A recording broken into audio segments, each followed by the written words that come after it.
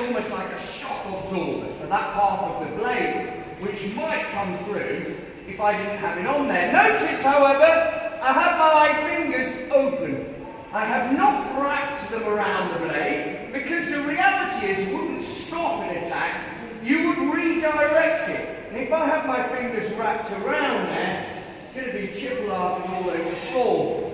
So, hand open.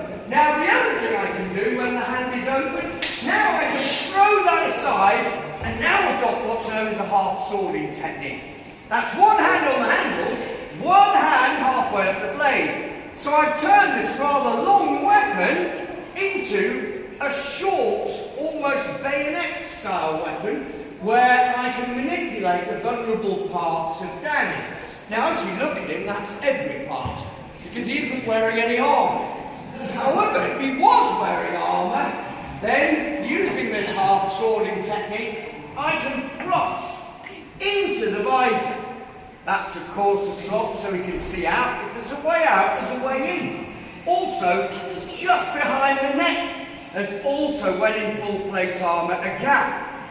So I can thrust in there. I can also thrust into his armpit, redirect it, send it through the lungs, the kidneys, and then up through between... Oh, sorry, I'm getting a bit carried away. But you get the idea. Half-swording is good. Now, if I can put one hand on the blade, surely I can put two on. Again, please, Danny. So if I throw it off, grab it with both hands, now I'm going to use the cross, designed to protect my hand, like an axe, to deliver what's known as the Mordschlag, which translates as murder strike. Bang! And with or without the helmet, I would suggest it would cause Danny a certain degree of disorientation. Even if he was good enough to defend himself from that, now I can use the cross differently. I can use it like a hook, pull his sword down, and the pommel straight into his face. This, upon all the counterweight to the blade, is where we get the phrase that gives somebody a good pummeling from. Don't worry, we're not going to we're friends, really. So, the two-handed sword, used very differently than you might expect. But how do we know how it was used?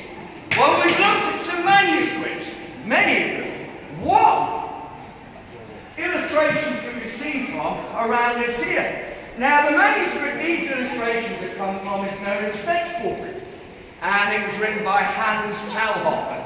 So, Fettbuch simply translates as fight book.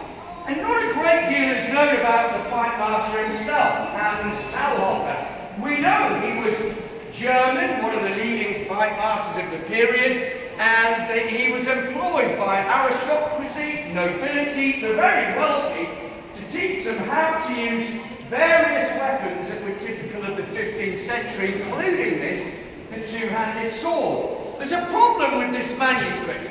As beautiful and as brightly